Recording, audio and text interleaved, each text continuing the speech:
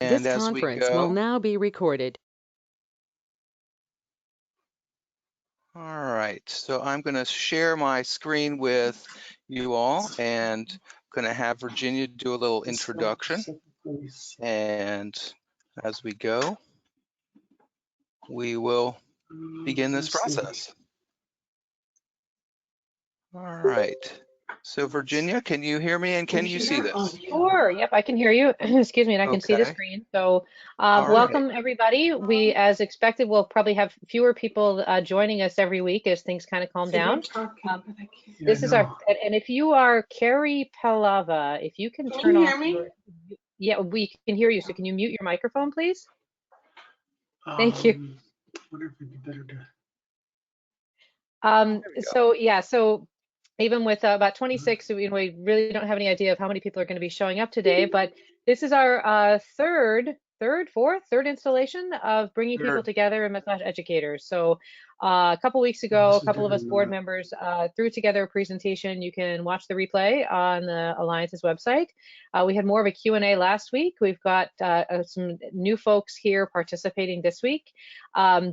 And the goal is to be a resource. That's what the Alliance does. It's part of our mission. So we're reaching out to everybody, members and non-members alike, to join us to get some ideas and to understand how we, the Alliance folks, can help you. So I'll just in our presenters today, or our kind of our discussants, I make it academic, I would say, are Pete Whitridge, who's the chair of the Teacher Resource Development Committee, and then Rob Kelly and Robin Anderson, who are members of the committee, and Sandy Fritz, I think over, I'm kind of scrolling over here to the right. So we'll bring in some diverse ideas. If you have specific questions for the Alliance, you can reach me as any of the board members, but you can reach me at virginia@afmte.org. We sent out a survey after we did our first session. We got about 10 responses, which is really low. The survey was buried in an email with a link to the first webinar. But if there are specific needs that you have that we can help you with, that's what we're here for. This is a chance for us to connect with you in between the biannual Congress. So that's all the good stuff. Now some ground rules. I imagine some of you have been teaching online for about a week or so if you haven't started, and there are some things that are really helpful. So if you can flip to the next slide, please, Yeah. Pete. I'll try. There we go. Okay, there you go. So hopefully you joined by phone or computer and not both. That enables us to get more people on these meetings. The first meeting we had about around 70 or so people. Today we're at about 24. That's a little more manageable. We're trying to maximize attendance. We rarely have the need for the Alliance to get this many people together at any one time. Most of our meetings are very small. And please keep your mic on mute. So sorry, Carrie, for calling you out there, but I could see that you were popping up as talking. So please keep your microphone or your phone on mute unless you are talking. And everybody did the beautiful thing today, and you can see my little headset here. People are starting to wear headsets because you've all been trying to teach online for a week and realize that not having a headset on gives you enormous feedback. We're all going to have hearing problems in another month or so. So please use a headset that minimizes feedback from your speaker going into your microphone when you do get a chance to talk. We tried last time to curate the conversation, and that's really to help it move forward, but figure out how best we can be of help to you. So one thing I see, there's about 7 entries in the chat. Please do not overwhelm the chat with general hi, how are you, nice to see you kinds of things. It's a little bit more mindful to figure out where there are questions. Arlene is, I think she's here, and she's going to be monitoring that, as am I. So just try not to overwhelm that. When you do speak, please pause for a moment. Everybody starts with, can you hear me now, right? Like the old Verizon or Sprint commercial. But we want to make sure you're unmuted. And as I never am, please be succinct in your comments, and make sure you mute when you are finished speaking.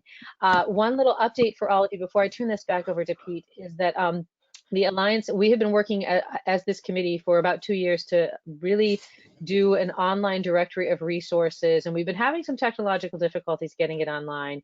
We're inches closer to putting more materials online, so when you're looking for a resource, that's probably your first place that we'd like you to look. We hope to have something up by this week, and that's likely a lot of resources that people are tossing out there and sharing and saying, here's something good. A lot of that stuff's been on our radar. We're just kind of working furiously to get that up and running for you. So again, if you have specific needs, let me know, and I'll be back to see you guys at the end of today. So thank you. Back to you, Pete. All right, thank you so much. So I'm going to take this off of my screen, and so that will allow the cameras to come up. And one of the things that I want to do is just thank Robin Anderson and Rob Kelly for being on the committee. It's been a formulative committee that we're working on and expanding, and so this has been a nice opportunity for us to get together. For instance, Rob and Robin haven't actually met face-to-face, only through email, so that was great. Rob was actually a student of Sandy, so it's a kind of a nice connection here. And that's really what we're trying to do here, is to be of service to you as a community and to provide you some things from the experiences of different people who are teachers and school owners and people who are authors for books. So all of these things are going to be an ongoing process, and I'm so appreciative to all of those of you who are here today. What I'd like to do is to introduce Sandy Fritz. First of all, she's going to share a little bit about what she's been doing this week, successes or failures or things that have been coming up that she wants to talk to us about. And then I'm going to introduce you to Robin Anderson, future president of the Alliance for the Massage Therapy Foundation, and all around education guru. So I want to acknowledge her for the work that she's doing at her community college and helping everyone at her school be much better at doing this transition. And at different points, Rob is going to do some moderating, and I'm going to just kind of let the work spread around. So Sandy, I'm going to create it so that everyone, that when you're talking, we can see you. So the screen will pop up and it will see mostly you as you're talking. And I'm going to mute myself, okay? So Sounds good. welcome, Sandy. I'm so appreciative of you. We have worked together many times by distance learning. We did Google Docs together when we created the teacher competencies. So you and I have spent many hours on the phone together. Many times we haven't used the cameras because it's just easier to look at a document. So welcome. Thank you so much for being here. Share with us a little bit about what you've been doing this week, and I'm so honored that you're with us. Well, I so support the Alliance. I one of the founding members, and we really are doing a great job stepping up right now while people are kind of floundering. But from what I've seen on Facebook, I'm seeing more and more educators out there taking the plunge and getting online and not letting the technology overwhelm them. I actually had a quasi little graduation on Zoom this last week, and hope that we'll have time to get together in person once all of this crisis is over. I want to come to you as a textbook author. I write for Elsevier. That's a disclosure. There are other publishers. But I want, in an effort to bring down the overwhelm, I want to remind people that your textbooks that you're using have most of everything that you're going to need, especially to get started. And the important thing is to get started.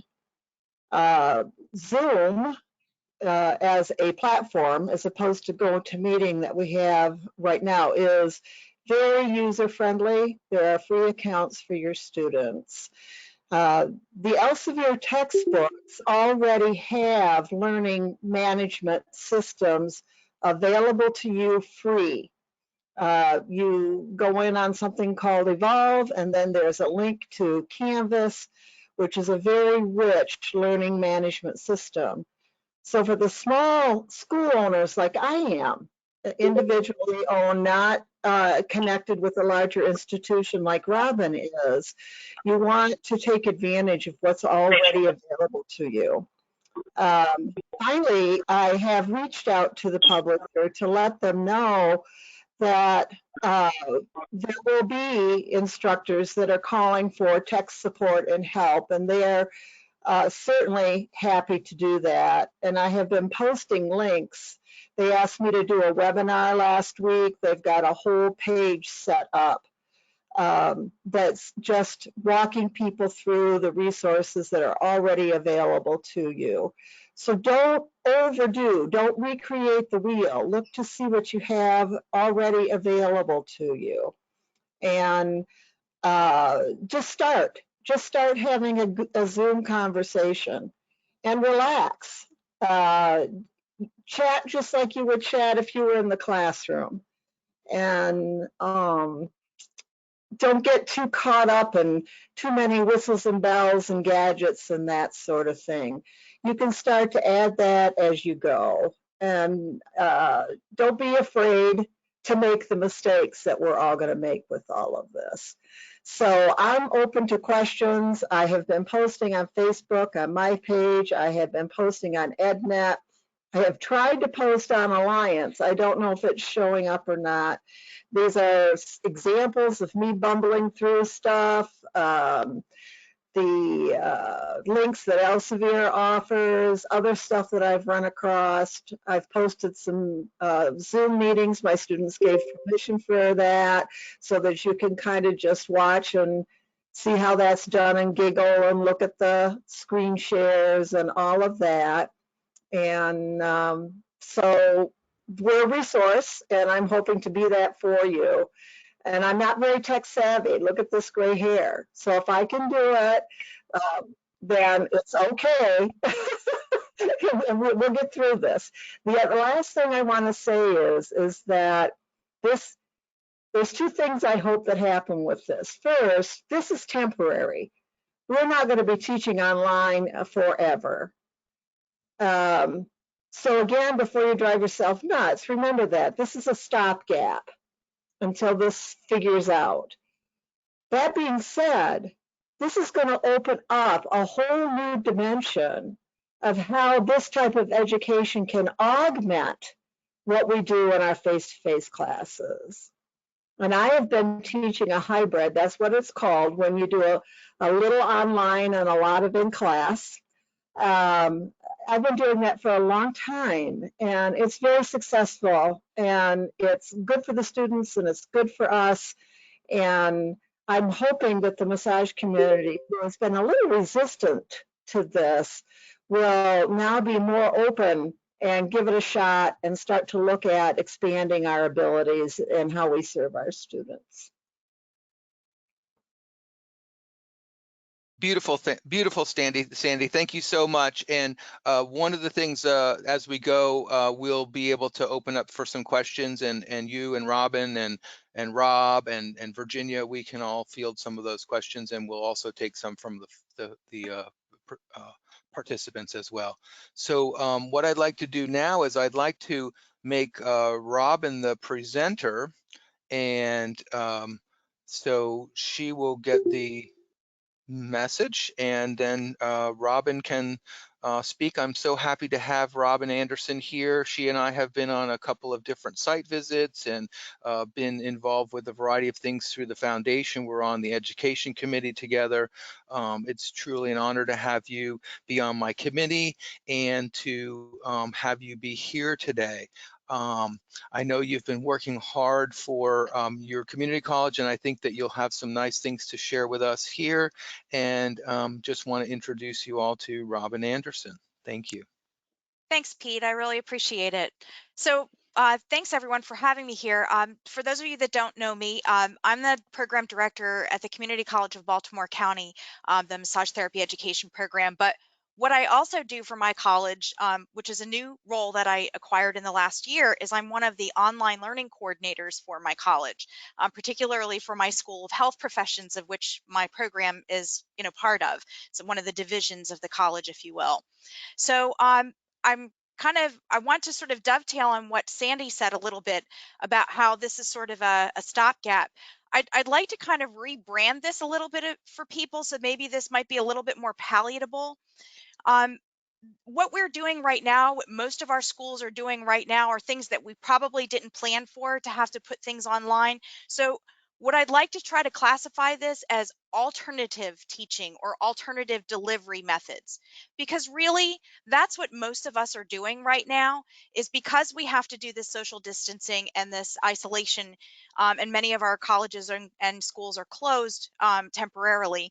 What we're doing is basically providing alternative instruction, and we're doing it using technology. When we build things for online learning, though, it's a little bit different. And what I have up on the screen right now is this is a certification that I had to earn in order to be an online learning coordinator for my college, which is called Quality Matters. Now, I don't necessarily even want to get into this today, but what I want to kind of point out is that when you build things for online instruction, it's a completely different ball game than when you are doing things in alternative methods of delivery. So, and there are hierarchies and expectations of online learning, accreditation considerations, and so forth. So, but for most of us out there, we're kind of venturing into this for the very first time. So I would, to kind of take the pressure off of all of us, like to just call it alternative delivery for right now. So with that, and having said that, one of the things that I've seen a lot of questions, as Sandy was saying, on Facebook and the EdNet site and other places, as to what do we do about hands-on hours? What do we do about clinical hours for students that are getting ready to graduate? So how do we deal with those types of things? Well, I'm no different. Even at a community college, my clinic was shut down off camp. My on-campus clinic was shut down as of the 10th of March. I have students that are getting ready to graduate in May, and they're a little freaked out because they were all at clinical rotations. They were both in, in hospice locations. Some of them were at our local university at their athletic department doing massage. Some of them were doing job shadowing in a couple franchises. Now all of that is off the table for them.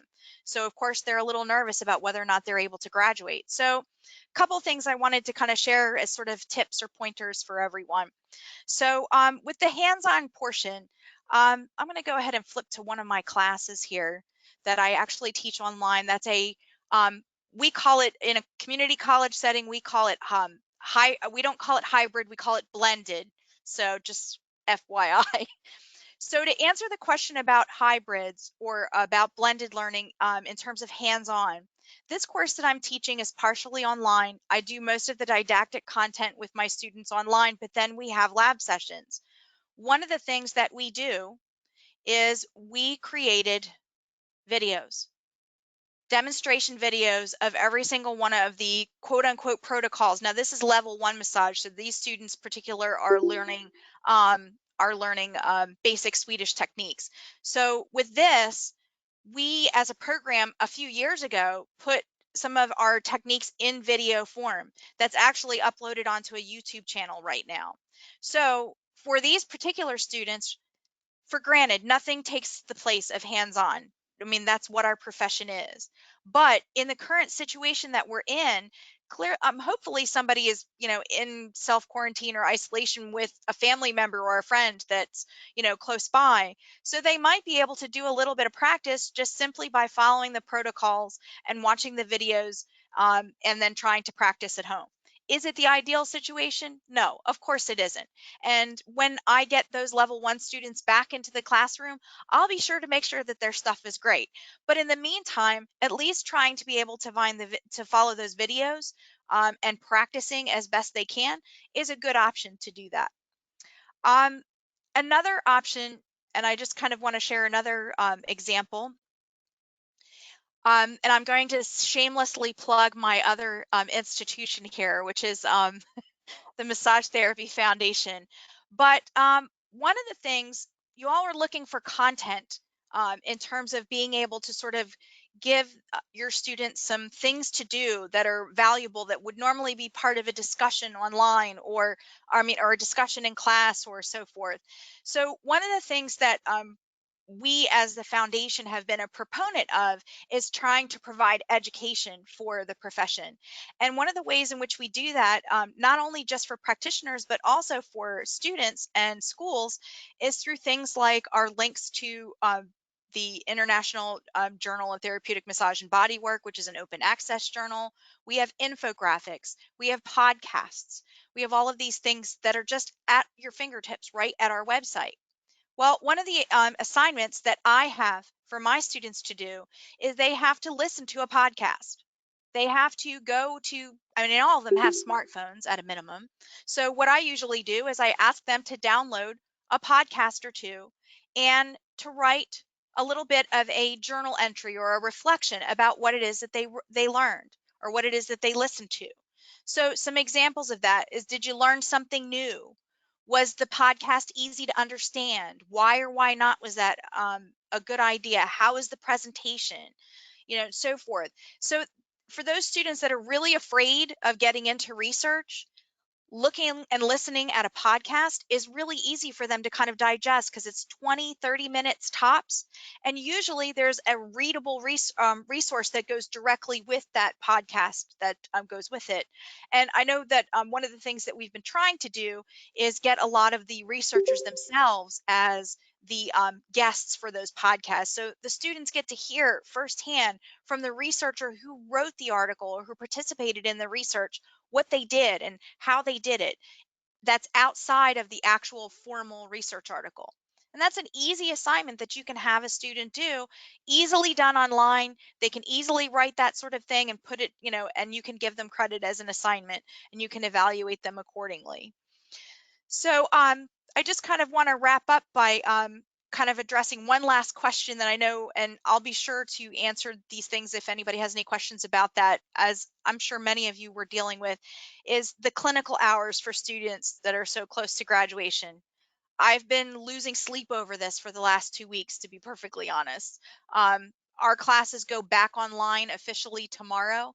Um, and even though I was teaching a couple of online courses, I had to convert 5 others, and a lot of them were clinical courses. And one of the things that we had to follow guidance on, and I'm sure many of you have had to do, you've had to go to your state boards to find out what's permissible. You've had to go to your accrediting bodies and asking them permission. I'm a CompTIA accredited school, so it was not as complex for me. I explained my situation to Dawn Hogue and said to her, look, you know, my college is saying no more clinicals, like period. Like we can't go anywhere. Their students are not allowed to go anywhere. So she gave me a few ideas and I started working through them. One of the things that I have been employing is what's called the case study. I've been doing a lot of things on the case study element of things. So for example, going back to the students who are in their last semester doing internships, some of them were practicing at Morgan State University's athletic department. Some of them were massaging professional dancers. Some of them were doing spa job shadowing and so forth. What I gave to them are specific scenarios. For the students that were interested in doing palliative care, I asked them to go ahead and research a hospice location online. And I asked them to create a palliative care program. If you were going to be able to volunteer or work in a palliative care system, what would you do? How would you go about doing it? What location would you go to? And what would you learn about them in order to get yourself prepared to do that? If you're going to go work in a spa, research a spa for me. You can do this online. Go find a spa out there and tell me what their resources are. Tell me how the website's set up. What did you learn about their services? Did they have an intake form online? You give them a framework of things that to look for. Create a scavenger hunt in it. For my sports massage students, I've created case studies where I've actually found actual athletes who had particular injuries, and I've given that as a case study and say, okay, what would you do if this was your client? Write me a SOAP note, write me a treatment plan, submit that as an alternative assignment. No, they're not doing the hands-on work, but what I'm asking them to do is to come up with their critical thinking in trying to develop what it is they would do in that setting if they were actually presented with that client in front of them. So that's where we have to start thinking creatively and think outside the box. And that's pretty much what I've been spending the most about the last week doing, is trying to develop those alternative assignments. So I also have to agree with Sandy. I'm a big Zoom user, and just to kind of make online things a little bit more fun, use things like new backgrounds, or I find it really great when the students get on together. You can see their cats running through the screens and stuff, and it makes it a little bit more light and not as heavy considering the situations that we're in today. So you know, you got to do what you got to do. We're all in this together, so I try to encourage the students, especially the ones that are going online for the first time, say, look, this is just an alternative. Eventually, we will get back to our regular mode of instruction. Having said that, I also agree with Sandy, and I think that this is the wave of the future. There allows for a lot of flexibility in scheduling when you can teach some things online. You have so many resources that are at your fingertips with just a few clicks of the mouse. So with that, I think it's something that, you know, as a profession and as other professions are doing this, we need to consider going that way as well. So thanks, Pete. I appreciate the time. Beautiful. Thank you, Robin. Mhm. And one of the things that I think will be helpful is we're going to open up for some questions, and I'm going to make myself the presenter again, and kind of go from there. The other thing is that Rob, I imagine that you had some experiences this week, and I'd love for you to share that a little bit if you could. Anything that you found this week as you presented some things that maybe you wanted to talk about. Yeah, fortunately, I am just for some classes just a lecture teacher, so it's easy for me, or easier for me, to do lectures online. I think one of the first things that I tried to do was just get everyone to relax and have fun with it.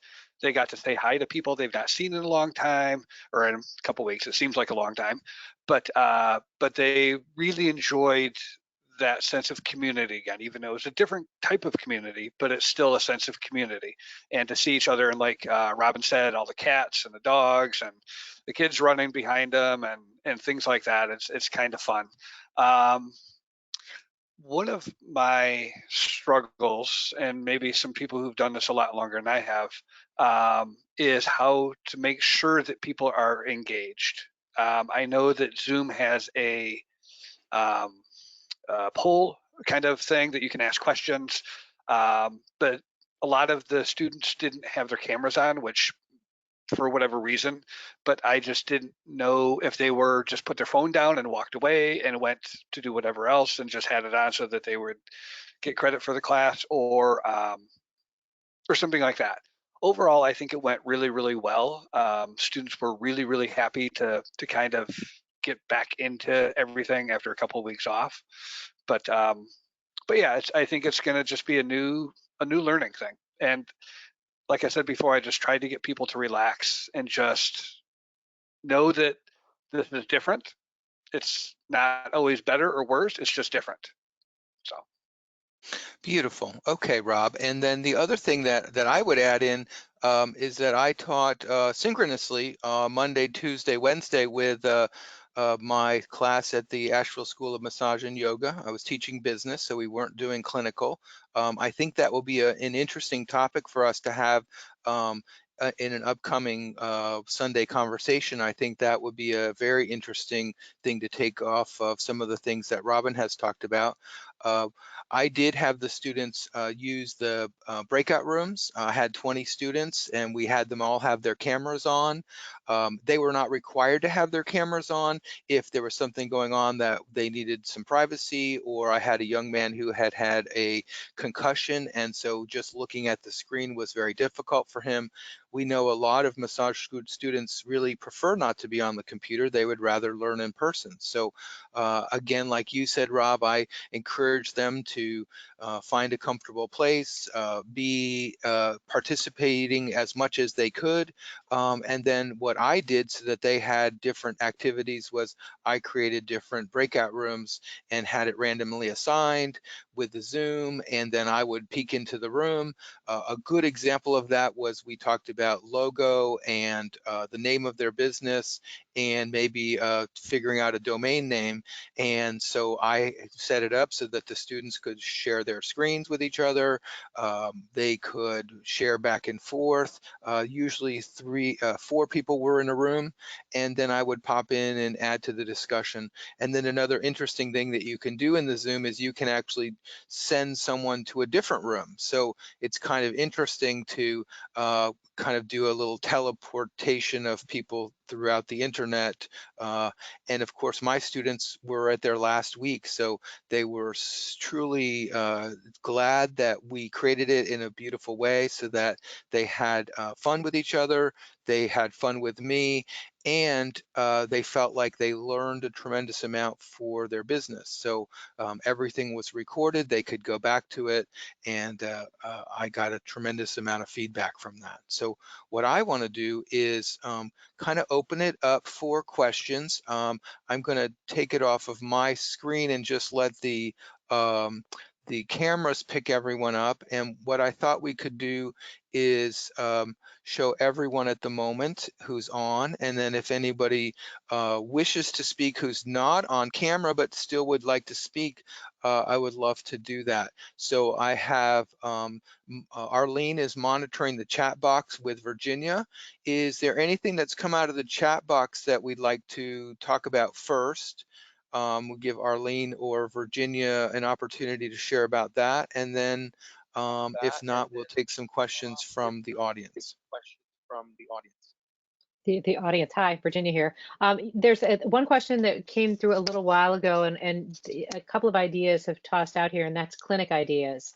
And so it's very good to, if you weren't with us the last 2 weeks, go back through and re-listen. I know that's not a word, I just made it up, but re-listen to the sessions because it's when everybody is in the same boat. One question is whether you're offering your students substitute learning. And the substitute learning is not being right there with them for the hands-on component. And so, as Robin mentioned, we did a whole active learning thing 2 weeks ago, or I did put it together with a couple of our board members, but using case studies. Many of the solutions that I'm hearing from people are very much all the input is focused from the students right to the faculty, right to the faculty, right to the faculty. It's a great way to burn out your faculty. Pete just said something great about group work.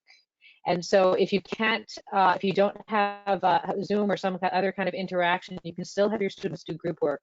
Have them write cases and present them to each other and come up with solutions with each other. And that way you're not just throwing everything directly at your faculty. So that's one solution.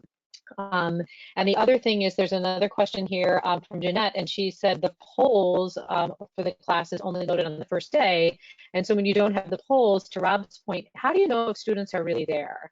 And so something to think about as we move forward is, with all of this, is making the face-to-face interaction with your students short, quality time, and have them do other activities where they're submitting some type of learning to you that shows evidence of engagement. So whether that is a reflection, whether that's a case summary, whether it's a treatment plan, even evidence that they participated in a game online or used some of the ancillaries, it's a way to keep them engaged.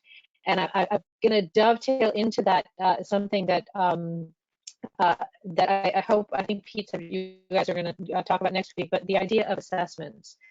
Something to think about as you're planning your assessments is we tend to think of these summative assessments, the final case study, the final exam, and that's a ways off. So if you can look at some, not only summative assessments, just some kind of ongoing quiz just to get a temperature from your students, but I would encourage you to do some informal assessments with your students. And if you have students who are really not engaging or underperforming, make a Likert scale that it's just you're giving them feedback. And the Likert scale, that's the one where you have sometimes, always, never, so on and so forth. Usually it's a 5-item scale, just to give the student feedback. And maybe the feedback to the student is, what's your level of engagement? How are you feeling? What are your concerns? And really kind of surveying them, so that you can just say, I hear you, because for a lot of people who are right now not feeling heard, as we all get further into isolation here, they're going to be away from just away from that interaction. So just some informal assessments, reminding them that you're there listening, you're looking at the quality of their work, and when you're not seeing something, it's not really punitive, but it's just some feedback to them. Beautiful, Virginia. And so is there anyone in the group who has some kind of comment or question for the group? And what you do is just unmute yourself, give yourself a second, and then the camera will come on you.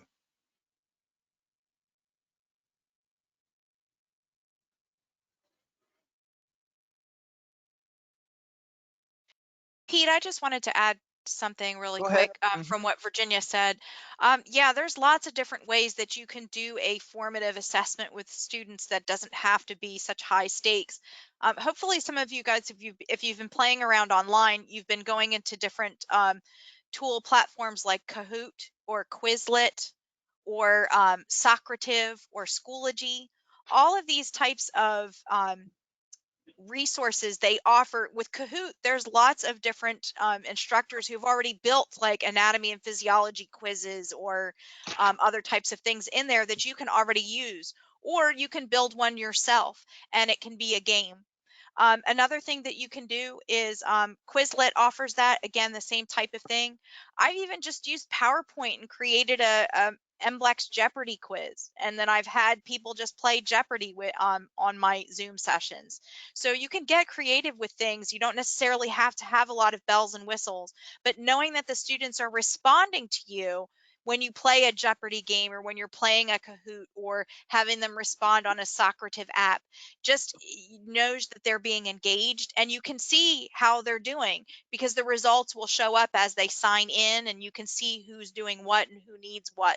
So, and that makes it fun and not as high stakes as being in an evaluative scenario like an exam or a quiz or so forth or so on. Beautiful, Robin. And we'll just look at the chat box again. Anything coming out of that, Arlene or? Can you hear me? This is Yes, Ben. Yeah, hi, Ben I had Benjamin. something to add in there. Absolutely. I was thinking about how when some people are not engaged and you don't really know it and you can't really tell. And one of the things I always ask in every class I teach, usually in the middle, not even at the end, but in the end as well, is asking what's not working for them. And then giving them an example of, because students don't like to tell you what's not going good, especially if it's you. So I usually give an example of a group that gave me feedback that didn't smell so sweet, that was not so great, and how I changed things to make it work for everybody. And so giving them one or two examples of that it's okay to say that something's not working for you and that's why you're disengaged. I also say what's working, but I accent what's not working because that's what's going to change things, is if you tell me something's not working for you. So I've been doing that for 40 years or something. So that's my thing online, in person, everywhere, and it usually helps. So beautiful. Thank you so much, and appreciate your being on the call today, Ben. Sure. Is there anyone else who has a question or a comment? I know that clinical is an issue. Working with our states may be an issue. Really want to open up the window of opportunity for you to share or ask a question. Are you able to? Yeah. Are you able to hear me? Oh. Never mind. Carrie, there's lots of things that need to happen. Like it sounds like you might be on the phone and the computer at the same time. So you need to be one or the other so that you mute one so that we don't hear the other. Hi, this is Patrice, and I'd like to Hi. make a comment. Sure, please. I'm new to your group, so bear with me. I'm very new to technology and teaching. I'm within my first year of teaching in massage school, and having this happen right now is pretty challenging for me. So I had my first online class this week. So when I started with humor. So I asked everybody of all my class to have sunglasses available to put on. And so we had a discussion and I said, okay, here we go. And I had my tech person, my head of my department, put on a music video by Timbuktu. And it's about the future's so bright, you got to wear shades. And so I said, okay, everybody put their sunglasses on and let's watch this video together. And we got some giggles. A lot of them are probably too young to remember that video. But it really got them all giggling, got them to relax a little bit. And then we had a discussion about the future. And I explained my thoughts about the future of massage therapy and where it was going. And we got we got different views from some of the students and but it also got me to know how stressed some of them were and what stress level they were experiencing. So I thought it was really good feedback, and it was kind of a way to make it a little bit humorous and break in to having a class online. Thank you. Beautiful. That's a wonderful example, and thank you so much for sharing that, Patrice. You're going to be really doing good. All right. Anyone else? Anyone else? There's a question in the chat that I think we've talked about last week. I'd like to bring back, and it's from Yes, Alan, who says, absolutely. what are some good ways to check a student's bodywork practice from the instructor's demo? And I know a couple of people last week talked about using videos, so I'm wondering if anybody can offer a suggestion about using videos, having students upload them or anything. This is Sandy. I have had that. I've done that in multiple situations where I wanted to see what somebody's skill set was, or I wanted to see what they were doing. And everybody's got a smartphone. They can video off of that. The challenge is figuring out how to get it uploaded off of their camera into a platform where I can look at it. And if they are using Zoom, a Zoom app on their phone, then it's recorded and then it can go in that way. It's not hard to do at all. It's just figuring out the platform to get it so that you can see it. There's also, in another situation I was in where I was wanting to see examples of their work, they were able to upload to Google Drive. That was where they were able to get stuff to go better than some of the other things. So, but you'd be surprised how much information you can get. We're all experienced instructors here. You can watch and get a drift of what's going on with stuff. And the other thing I would have done is, it takes two people to do it, but I would have somebody holding the camera on the student live, a live presentation, just a Zoom presentation. And they would hold the computer over where I could see them and I could give feedback and instruction that way, right, synchronous, right at the same time. Okay, great. And Alan comments that the challenge is, if there's 14 students, how long do they film for? And then that seems like a lot of work for the teacher to pay attention to. Any comments, Robin or Sandy or Rob or Virginia? It's usually a 5 to 10 minute segment. Break it down into a body area or a method. It really is not a lot of work for the instructor to look at these. It's less work than reading a bunch of papers. Yep, I would agree with that.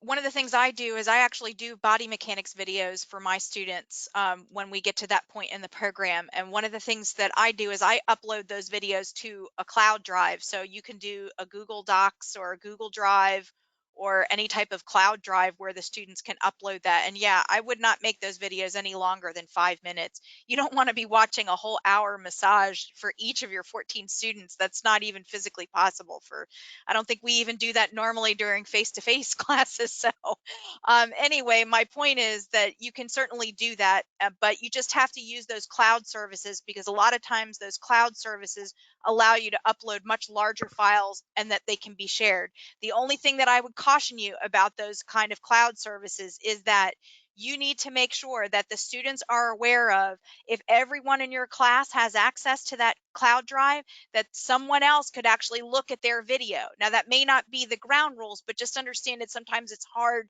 to limit how many people are uploading to a particular drive and who can see what. So just make sure that you have those disclosures.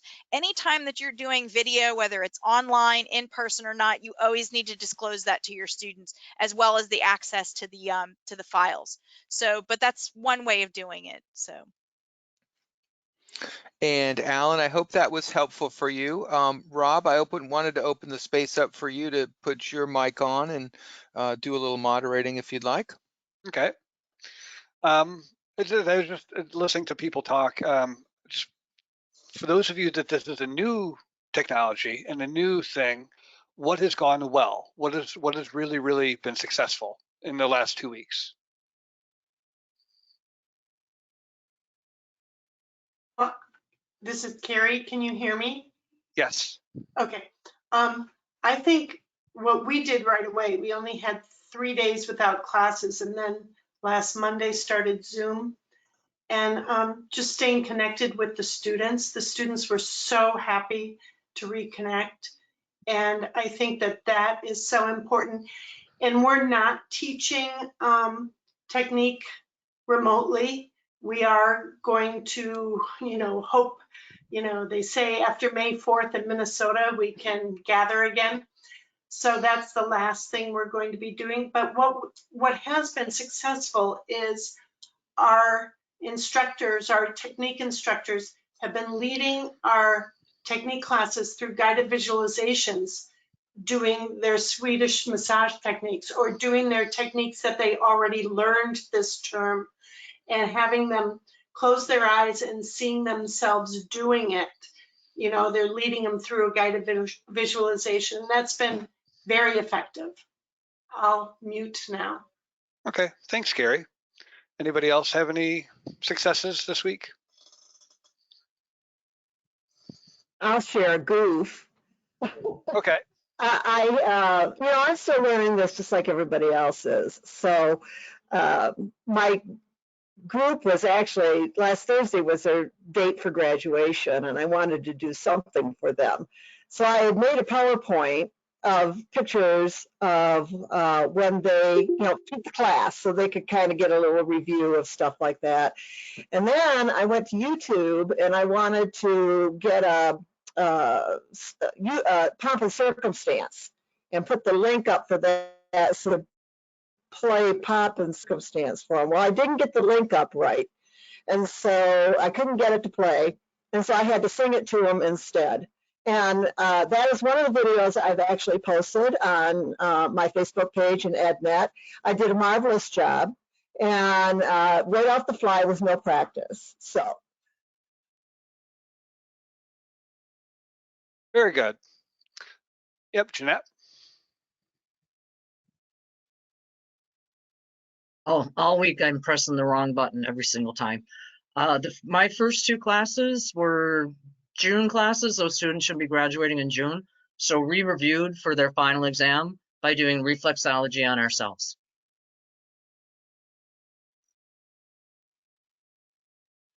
Very good.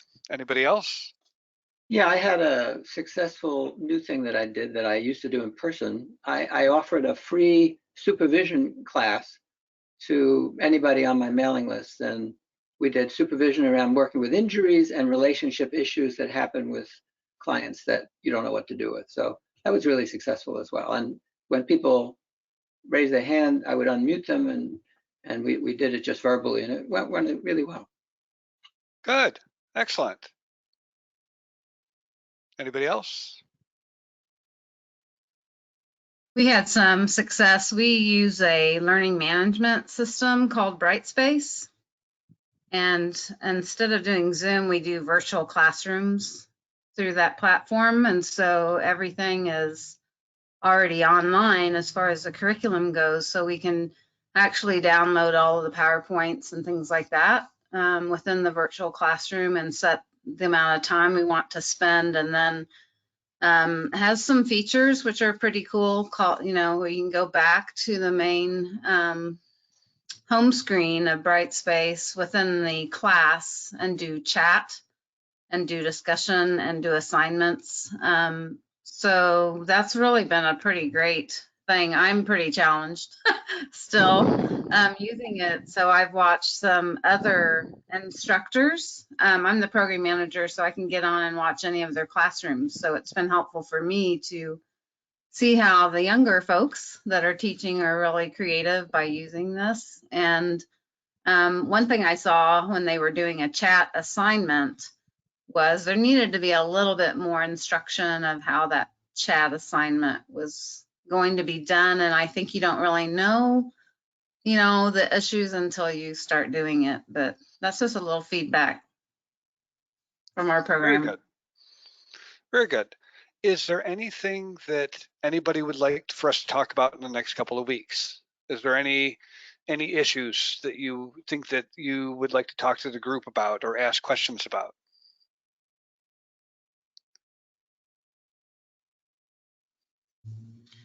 I have a question. Are you all postponing practical testing? Like we have practical tests in every single technique class, and we've kind of decided we have 4 campuses that we're going to delay that and postpone those practical technique testings until they can be done in person. Just some feedback on that would be great. Okay, Robin? Yeah, I had students that started this semester, and there's just no way that we can have them go on to the next level of body work until we know that they've mastered the competencies for the first level. So, in my opinion, I can teach them all kinds of didactic content that expands their knowledge, but when it comes to the hands-on skills, even though we have the videos and everything, I'm not going to feel confident about them moving on to the next level until that we've done that. So, at my college, what I've decided to do is give the students an incomplete grade as opposed to just not being graded at all, or failing the course, and that we would just delay them starting another semester until we've gotten that part done. We don't know how things are going to turn out. I mean, technically, they should be taking another module or another semester this summer, and that's supposed to start June 1st. To be honest, that's still pretty up in the air as far as I'm concerned, as to whether or not you can really start another group, that especially one that's hands-on based. So I'm half inclined that if I cannot get that group to move on to the next bodywork level, that I might move them on didactically, but I will not move them on bodywork wise. So. It looked when you asked that question, it looked like a lot of people were saying yes, that they're going to hold off on that. So I think that's a pretty good idea. It's just what Robin was saying. It's just not having those skills. Hey, Rob, I have a question for a future, and I don't know if this was addressed in the previous 2 meetings, which I did not attend. So if it did, I'll go back and listen. But admissions, I mean, that's a huge concern. And our next class is supposed to start May 4th. And of course, we're going to delay that. But the recruiting it's not what it should be right now. And, making it through, we have a May start and then we have a September start. Making it to September, I have no idea how we're going to do it. And so has this been addressed in the 2 previous sessions, or can it be addressed next week? I know we didn't talk about it last week. Virginia, did you guys talk about that 2 weeks ago? No, we didn't. And so these are the kinds of things it's helpful for us to hear about, so that we can, try and get people on to address that. So thank you. I want to go back to one quick thing that Robin said about issuing students incomplete grades. Please double check with your administration, accrediting bodies, etc.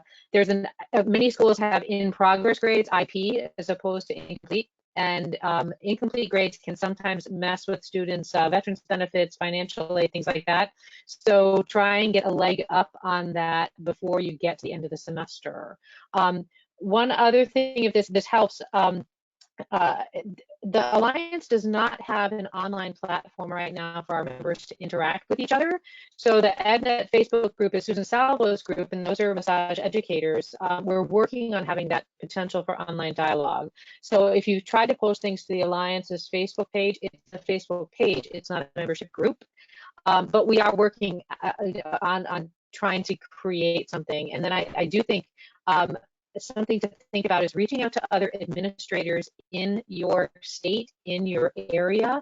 I can't stress enough that there's a critical mass that we as educators, I mean, everybody in your state, you're training your next workforce. So it's an opportunity to connect with other schools, other administrators, look at what they're doing in delaying admissions, look at what they're doing in terms of grading, and helping get ideas and to be consistent. And that also helps to connect you together in case you do have to go petition something to your state board. So reach out to other schools and just see what they're doing, and that might give you some ideas. Virginia, I don't know if this is happening for anybody else, but your voice is very wobbly and your video is kind of jumping a little bit. I don't know if that's true for everybody else or not, but I thought that's something you should know. It's Maybe weather, sorry, we're having, yeah, no, we're having really bad weather here, so sorry. And Ben, it's great feedback. I appreciate that. So we're getting close to the close of the hour. Rob and Robin and Arlene and Virginia and myself, we're so pleased that you've come today. There are opportunities for you to be on the committee here. There are opportunities to be involved with the Alliance for Massage Therapy Education. We really hope that as we do this, we would like to do this again next week. So if you would kind of indicate in the chat box that that would be something of interest to you. I put a couple of different topics that were there. And what I'm hoping is that this is a group that we can have some time together to learn something at each time, not just kind of wing it and figure out what we're doing at this moment. I think that there's so many opportunities for us to be creative. I will just share one last thing that I learned from Zoom, which I really appreciated, is that the Zoom break rooms have time. So you can pick a time that you'd like, and then you can extend the time, and you can also message into the breakout rooms in Zoom. So I could actually, in the midst of realizing that maybe the instructions weren't as clear as they could be, or I decided to add another topic in, I could extend the time as long as we had good dialogue going on. So there's a lot of flexibility there. And as a teacher, one of the things that I think is so important is that we have students doing work with students, and not me sitting in front of the screen trying to be didactic and doing, you know, quote, lecture. So hopefully as you go through this week, you will have some other creative things that you've decided to do, and would love to hear about those next week as well. So I think admissions is a good potential topic. I think, you know, schools having to be closed, and so that would be something I'd be happy to do. We're also here for you in support-wise. Lots of people are longtime educators. You can reach out to any of us, and we want to support you as a team, whether it's from the Massage Therapy Foundation, the Alliance for Massage Therapy Education, or COMTA. Those are the organizations that are very involved with education and entry-level education, and really want you to feel supported from us. Is there anything else who's on the committee or who wants to just share last thing before we kind of close this down? I just wanted to say something, Pete. So I kind of wanted to resonate off of what Shirley said about how this is her first time teaching online, and how she's, you know, we have all been there. I can't tell you how many times I've made technological mistakes with my students. You know, it's just one of those things where you just get to show them your human side. You know what? Let your flag fly. If something you make a mistake on it, you just say, hey, I'm human too. And just like the students make mistakes, you know, it's okay. We're all in this together. And the way I see it is just, you know, kind of just kind of say to the students, look, oops, I made a mistake, technical difficulty. I'll circle back around and figure out a different way to do it. As long as we can all kind of see the humor and the flexibility in all of this, it's just going to be fine. And it takes a lot of trial and error. I mean, I teach online, but it took me a couple of years to get to this point to learn all these different things. So don't feel like you need to learn or know all of these bells and whistles right from the very beginning. It takes time, it takes effort. And for right now, all your students really need is just you and how you can present the best you that you can in the environment that you're in, whatever that is. So try not to be so intimidated by it. Beautiful, beautiful. And I was always inspired by the students because on Wednesday they decided to come make it onesie Wednesday. So they all came with onesies on. So, and if you can include the students, that's what's going to be the best. Anything from you, Rob, or Virginia, or Arlene? Then we'll call it good. I just want to say No, it's try new stuff. Try new stuff. Be as creative as possible. I think with Zoom, I finally figured out how to put a background behind me. And so I think I am going to have the students try and get the best background and give a prize out for whoever's got the best background or the most ingenious background, just something to have fun with it. But it took me a while to figure out how to do it. Now I can figure out how to do it. So if anyone wants to, I have Godzilla behind me on Zoom because I love Godzilla. So nice. I think someone else was going to say something. I thought I saw someone turn their mic on.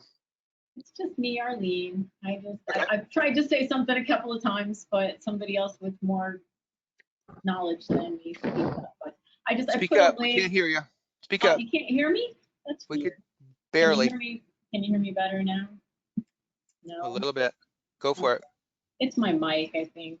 I lost my other headset. Sorry. Anyway, there's a link to the notes such as they are, and I threw some links in there to some free for now online medical education resources. They may be more than you need, but take a look at them. And then I tried to get in there as much as I could from the talk today and any links that anybody shared.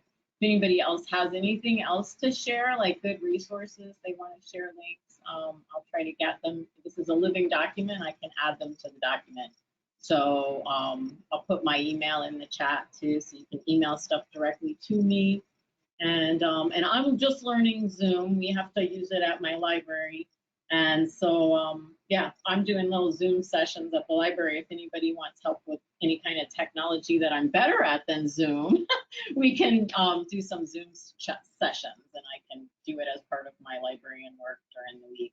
And again, just email me and we can set something up. So, yeah, so Zoom is not my thing, but some other things, I know some things about some other stuff. So, technology-wise, so that's it from me. Great, thank you. All right, well, it's 4:05. It's been about an hour. If there's anything you'd like to say at the moment, I'll open up the mics and you can all say hi to each other. And thank you so much for being here. I'm much appreciative of all teachers. So you're all on mic, and you could all say goodbye. Bye, everyone. Bye. Thank you. Thank you. Bye, everybody. Have Bye, a good thanks. week. We're here for you. Have a good week. Bye. Bye.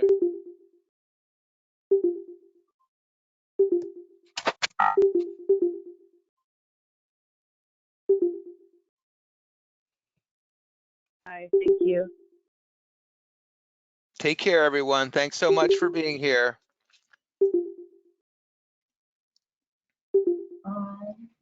All right, Sandy, thank you so much. Robin, thank you so much. Sure. It was fun, Rob. You did a great job moderating. Well, thank you. I learned from one of the best, so. Well, I just ramble. Yeah, do you still have the same speech, graduation speech? No, I've modified it a little bit. There's still some of the stuff you would know. Yeah, she had 3x5 cards that are about that thick. That was her whole, and then one year she lost it. And she freaked out. Right, right. Where's my cards? Oh, no, I don't know what to say. Exactly. So everybody's going to be okay. If we can get a concern I've had that Virginia had too was stuff that we have found and available for resources, a central place to put it on Facebook where people can access it. I mean, EdNet has been a default, but I'm not friends with everybody. And so, if there's, I think Virginia says she's going to try to do that for the Facebook page for the Alliance. That's the only thing I think that we need to Yeah, well, what we know is that we need to have a moderator for that. So that's yeah. going to be our main issue. Well, I'll just keep posting away. Yeah, and we want to have a central repository. It's just a matter of how to actually present that from the website, and then we want to have a members directory as well. You know, free things for people, but also the ability for other people who are members to have other things. So. One of the things I did post was all of the links to Zoom. Zoom helps. There's a very rich set of short videos there that you can use too. Yeah. So yeah, it's cool. All right, y'all. See you Take soon. care. Okay, Bye. thanks. All right. Thanks, everybody. Hey, Robin, thank you so much, Robin. It's great to see You're you. welcome. Yeah, you're welcome. Yeah, so Take nice care. meeting you. All right. Nice to meet you too. Take care. Hey, Pete. Yeah. I'm on Facebook all the time because I manage the library. This conference will now be recorded. If you guys, just, as an administrator, because I'm on there all the time for the library, and I actually I do very little for myself anymore. Oh, So, okay. Yeah. I mean, I'm trying to, because I'm tied to the library page, I have to be really careful what I do on my pages, in my personal. And so, but yeah, I'm on there as an administrator, so I'm on there every day, all the time, all day, and it's part of my job. Well, that might be really lovely, because what I've heard, manage it. Yeah, because what I've heard from, we have, it's apparently a business page, so it's not a group page, and I'm not a Facebook knower of too much, but that's been part of the issue, is that we don't have that type of page because there's no one who is available to be the moderator.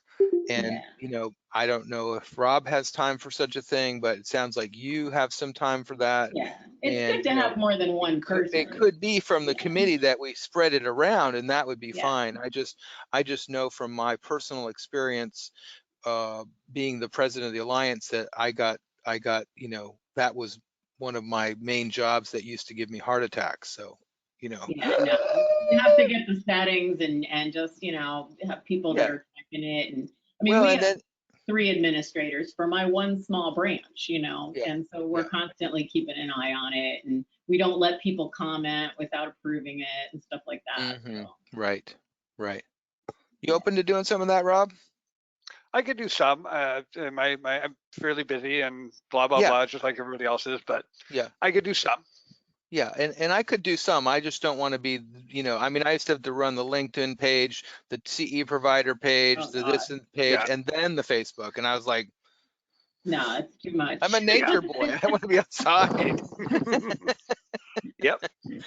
My supervisor basically took all of my library type responsibilities away and gave me just the website and the Facebook page and other things. I have a lot of other stuff to do too, but it's like basically because she hates to do those things. So it's like, so I have to do our events and do our Facebook and make promotion and stuff like that. Which I'm terrible at, but I do it. But yeah, so it's like I said, I'm on there all the time. So if we have a generic email address like afm whatever at gmail.com, we can set it up with that, which is what we did with my library. We set it up with at a Gmail address, and then we set certain people as administrators, and so so the 3, and so it works really good. Like I said, it's my job now, but for that one, but it's not hard to manage them. Okay. Well, so let's talk about that as part of the committee work, and I'll just kind of follow up with an email for you all and check in with Robin, and it sounds like admissions might be a good topic for next week. we've Yeah. stopped admissions. What are we telling people? Are we scripting? How are you interfacing with FAPSA? All that stuff. So Kathy Skubik is owner of school I teach at, and I can talk to her and see Yeah. if she would want to come in and talk, or some of the people in our admissions would mind coming on and talking. that'd be super. That'd be super. Okay. All right. So let's call this good for today. And Rob, Okay. thanks so much for moderating. I really appreciate it. And maybe we'll have you do the opening for next meeting too. Okay. Perfect. All right. Okay. Great. Thanks, guys. I'll Have a great send week. an email All right. link to the doc too. But you guys Okay. have access. It's in the folder, so you guys have. Okay. Yeah, and I've got the chat. The chat comes onto my computer. Oh, good. Okay. So I'll send you the chat, Arlene. Oh, okay. Yeah, because I didn't get the last one. I got Oh, most. I'll send you both because somebody requested the chat, and I'll send you both.